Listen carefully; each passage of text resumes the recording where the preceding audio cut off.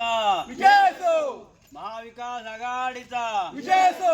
अरे येऊन येऊन येणार कोण? महाविकास आघाडीशिवाय आहेच कोण? महाविकास आघाडी जिंदाबाद. थेट नगराध्यक्षाची या ठिकाणी उमेदवारी, काय भावना? 2001 साली मी लोकनियुक्त नगराध्यक्षपद या ठिकाणी लढवलं होतं आणि बहुमताने जिंकले पण होते. आणि राजापूर नगर परिषदेत मी नगरसेविका म्हणून 1985 पासून आहे. त्यामुळे राजापूर शहराच्या काय अडचणी आहेत, विकासाचे मुद्दे काय आहेत त्याच्याबद्दल मला चांगली कल्पना आहे.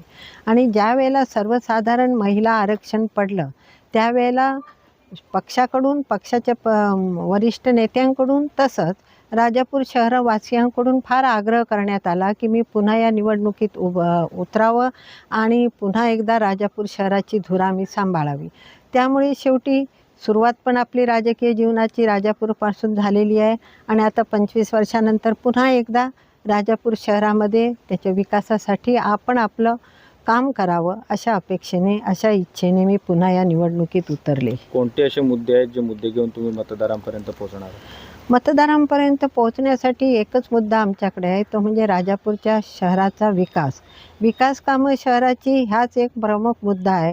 त्याचबरोबर अनेक वर्ष आम्हाला भेसावणाऱ्या ज्या अडचणी आहेत ती म्हणजे राजापूर शहराची पूररेषा आहे, देवस्थान इनाम आहे, गावठाण आहे, ज्याच्यामुळे लोकांना राजापूर शहरामध्ये घर बांधणं फार अवघड झालेलं आहे. त्याच्या ज्या अटी आहेत त्या अटीमधून कसं मार्ग काढावा आणि कसं लोकांचं जीवन सहज सुकर होईल आणि त्यांना कशाप्रकारे घर बांधण्यासाठी परवानग्या मिळतील यासंबंधी पण प्रयत्न करण्याचा माझा विचार आहे. आणि महाविकास आघाडी ही आम्ही सर्व सामंजस्याने आणि पुरेपूर विचार करून काहीही आपापसात भेदभाव हेवे दावे न ठेवता आम्ही एकत्र आलो.